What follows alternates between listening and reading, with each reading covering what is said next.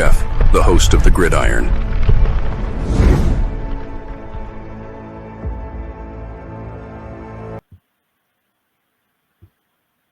All right, the Giants starting to shake things up a little bit, bringing C.J. Beathard. And they also brought in a couple guys, signed a couple guys to the practice squad. So, but C.J. Beathard, there you go. Giants host C.J. Beathard for a workout, but just for what it says in this article, it's not quite like all what it seems it was. NFL Network reporter Tom Pelissero says the Giants hosted veteran quarterback C.J. Beathard for a workout on Monday. It's not, it's not maybe so much like, they're bringing him in. What is he going to replace Daniel Jones? What's going on? No, it's apparently, according to this article, it's not seemingly what that is. Beathard, the grandson of longtime NFL general manager Bobby Beathard,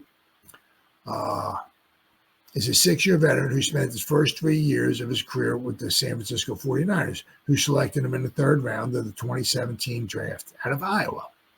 He spent the last 3 seasons with Jacksonville. He has appeared in 32 games with 13 starts and has completed 340 out of 563 passes, 3,886 yards, 19 touchdowns, and 14 interceptions. While Beathard's workout is sure to raise some eyebrows, it is our understanding that it was just a routine workout to help with working out pass catchers and to determine if there might be further interest on the part of the club to add him to the team's short list of candidates in the event of an emergency or at the end of the year, when the Giants typically sign a slew of free agents to reserve future contracts. So it's not like, oh my God, is it we benching Drew Lock? Are we letting him go? We're bringing Beathard in? What's going on here? What happened to Tommy Chicken Color Parmesan? No, so it's not, that. But bring him in, right? See if, if the Giants might be maybe at the end of the season, maybe interested in him. Well, I'll have to wait and see. But they did make a couple of roster moves, though. Yeah, it says Beathard here. Let's see. He played in he got some snaps in 2017, 2018. 2019, didn't have any snaps, but he played in 2020. And in the last 3 seasons, 2021, 2022, and 2023, he was with Jacksonville. The last 3 years with Jacksonville, he played in 13 games. He had 1 start. So last year with Jacksonville, he completed 40 out of 53 passes, 75% of his passes. Yeah, but so once again, it's not it's not saying they're going to be signing him or anything like that. We're also it's also brought him in, right? It's like, well, if somebody gets hurt, right? I mean, if we have to, whatever, Daniel Jones gets hurt or something like that, if he's out for the season, maybe you slide Lock up to number 1. Tommy DeVito comes in at number 2, and you got Beathard, maybe put him on the practice squad or something like that, right? But the Giants did. They brought in Kyrus Jackson. They signed a wide receiver, kick returner, Kyrus Jackson. I hope I said it right, to the practice squad. Signing wide receiver, kick returner, Kyrus Jackson to their practice squad following a Monday workout. The workout also included veteran C.J. Beathard.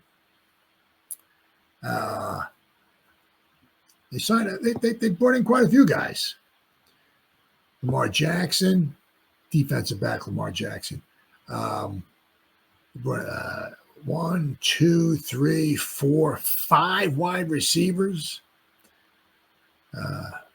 Jackson played collegiately at Georgia.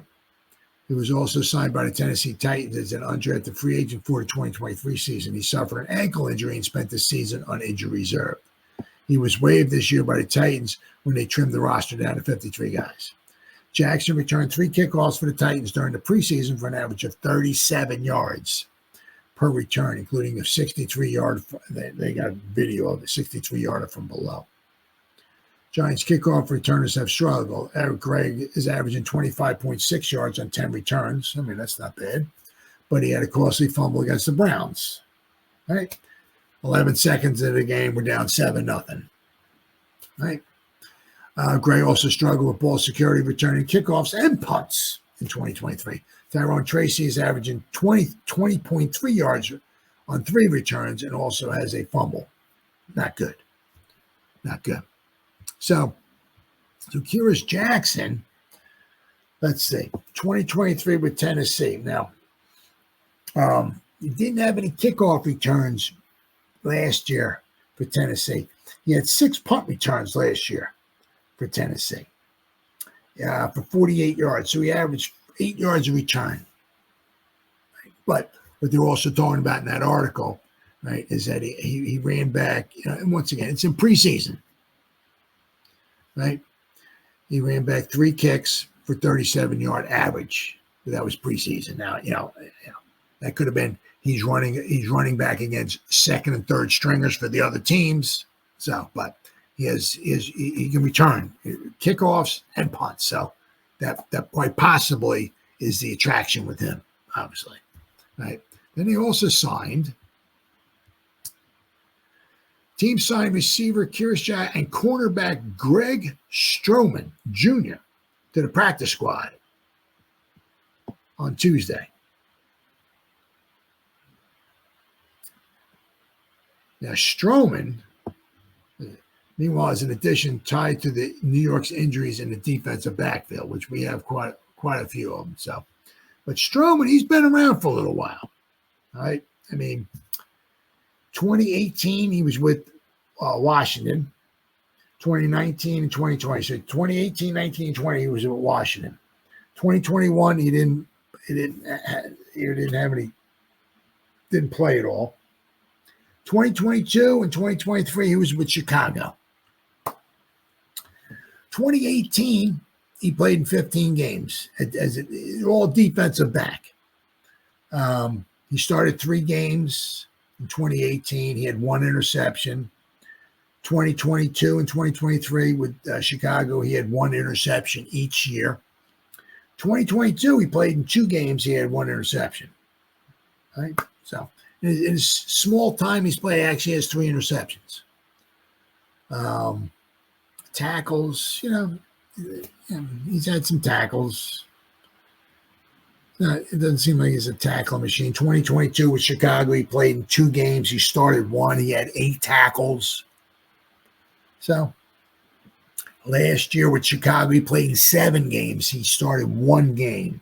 He had 19 tackles. So he makes some tackles, right? He recovered 1 fumble in his career, but he has the 3 interceptions. So, there is definitely, some upside to him, but it's nothing to get Stroman. He's on the practice squad. Nothing to get excited about. He's just a body. They have to elevate him and put him in.